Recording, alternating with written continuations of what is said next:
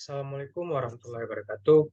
Perkenalkan, nama saya Rahmat Maulana dengan NPM 2104 1050 179 dari kelas Elektronika kelas 11 dan dengan dosen pengampu yaitu Bapak Al-Bahri SST MT. Jadi, hari ini saya akan menjelaskan mengenai apa itu transistor.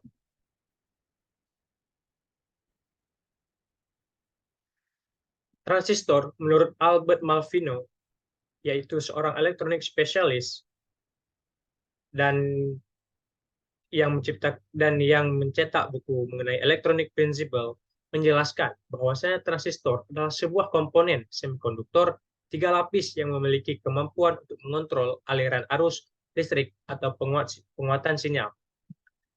Transistor memiliki tiga terminal yang terhubung dengan lapisan semikonduktor yang berbeda, yaitu emitter sebagai pemancar, base sebagai basis, dan kolektor. Jenis transistor itu ada beberapa. Yang pertama adalah transistor bipolar. Transistor junction bipolar atau biasa kita sebut sebagai BJT, ini adalah jenis transistor yang paling umum digunakan.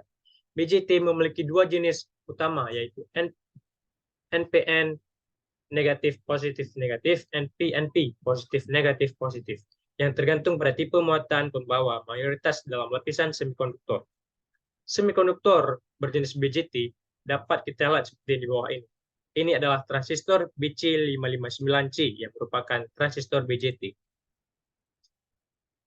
Kemudian ada transistor efek medan atau biasa kita sebut dengan FET. FET yang pertama adalah junction field effect transistor. Biasa kita sebut sebagai GFET. GFET mengontrol aliran arus dengan menggunakan medan listrik yang dihasilkan oleh tegangan yang diterapkan pada terminal gate. Berikut adalah gambar pada struktur tentang GFET. Pada struktur bipolar, itu adalah kolektor, base, emitter. Sebagai base adalah sebagai pengontrolnya. Jika base mengalirkan arus, maka arus dari kolektor juga akan turun menuju emitter karena telah dipancing oleh base. Pada GFET itu kita menggunakan gate. Gate adalah dikontrol arus menggunakan medan listrik yang dihasilkan pada tegangan. Sehingga arus medan listrik menghasilkan arus drain, arus sumber berjalan menuju arus drain. Kemudian ada metal oxide semiconductor field effect transistor atau biasa kita singkat sebagai MOSFET. MOSFET adalah jenis FET yang paling umum digunakan.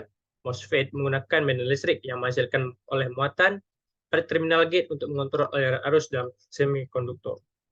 Berikut adalah struktur tentang MOSFET.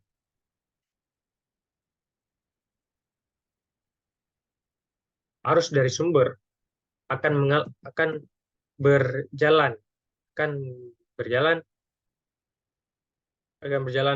sebagai berikut. Kemudian ada struktur transistor. Apa saja strukturnya? Sebuah transistor tentunya memiliki beberapa lapisan. Seperti yang pertama ada NPN, negatif positif negatif, dan positif berada pada base. Kemudian ada PNP dan negatif berada pada base. Apa maksud dari hal tersebut? Pada transistor NPN kita dapat lihat bahwasanya arus dari basis ini memancing arus dari kolektor sehingga dia aktif dan membuka pintu menuju emitter. Berikut adalah garis tujuannya. Kemudian ada transistor PNP. Apa itu transistor PNP? Ini adalah kebaikan dari NPN sehingga arus yang berjalan menuju emitter itu kembali seperti semula, yaitu kembali pada base dan kembali pada kolektor. Berikut strukturnya. Kemudian prinsip kerja transistor. Seperti kita ketahui bahwasanya transistor bekerja karena ada basis kolektor sehingga arus menuju ke emitter. Apa hal tersebut? Pengertian hal tersebut adalah basis sebagai arus pemancing, sehingga arus dari kolektor juga aktif sehingga mereka turun bersamaan menuju emitter, yaitu basis sebagai saklar atau penutup dan pembuka bagi arus kolektor sehingga menuju ke emitter.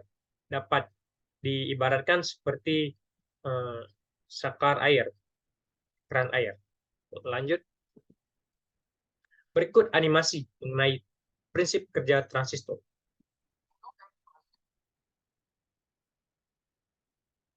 Ini basis, kolektor, emitter. Ketika basis mengalirkan arus, maka kolektor juga mengalirkan arus. Kolektor juga akan mengalirkan arus sehingga menuju ke emitter secara bersamaan. Di sini juga ada mekanisme sehingga mereka berdua dapat terbuka dan juga menutup secara bersamaan dengan basis serta juga kolektor. Transistor works like a switch. Mari kita putar sekali lagi. We know that transistor works as a switch as well. And Basis, kolektor, dan emitter. Ketika arus basis mengalir, maka kolektor juga akan mengalirkan arus menuju emitter. This is a simple analogy. Understand the concept of a transistor. So if we close this base current, this collector current also stops. And in this way, a transistor works like a switch. Dapat disimpulkan bahwasanya ketika arus mengalir dari basis, maka hal tersebut memancing mekanisme dari penutup dan penguncian berikut sehingga arus dari kolektor juga aktif, sehingga kita dapat mengatur laju arus pada transistor dan juga sebuah rangkaian. Apa-apa saja kelebihan dan kekurangan transistor? Kelebihannya adalah ukurannya kecil. Dengan ukurannya yang kecil, maka kita dapat mengaplikasikan pada hal-hal kecil. Contohnya pada handphone. Pada handphone kita tentunya memiliki banyak sekali transistor yang digunakan, sehingga hal ini dapat menciptakan sebuah smartphone yang cerdas. Kemudian efisiensi daya. Daya yang digunakan pada sebuah transistor itu sangatlah kecil. Dan juga transistor ini bisa digunakan sebagai penguat sinyal. Serta transistor berfungsi sebagai kontrol arus dan tegangan seperti yang saya jelaskan tadi, bahwasanya arus pada kolektor dapat kita pancing dengan basis, maka dia akan menuju ke emitter. Kemudian berkecepatan tinggi. Kekurangan transistor itu adalah pertama, mudah panas, batasan arus. Batasan arus, jika sebuah transistor diberikan arus yang berlebih, maka dia akan rusak. Dan juga dapat rusak jika tegangan. Jika dia melebihi tegangan yang seharusnya dia miliki sesuai spesifikasinya, maka dia juga akan rusak jika berada di atas breakdown voltage. Kemudian ada polaritas. Dalam sebuah transistor kita harus memikirkan sebuah polaritasnya, itu NPN atau PNP, karena ini penggunaannya sangat berbeda dan juga berbeda jauh. Jika kita salah menggunakan, maka dia tidak akan berfungsi dengan sebagainya. Berikut adalah polaritasnya. Ini. Kedua transistor ini tentunya berbeda fungsi. Jika kita salah menggunakan, maka dia tidak akan berfungsi. Yang satu harus mengalihkan arus menuju emitter, dan yang satu lagi, transistor PNP, itu mengembalikan, yaitu sebagai sebaliknya dari hal tersebut.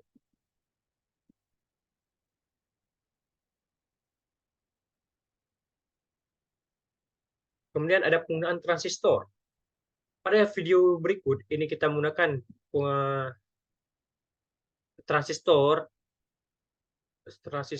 dengan jenis dengan spesifikasi BC557 untuk mendeteksi apakah sebuah remote tersebut aktif dapat digunakan atau tidak. Berikut videonya.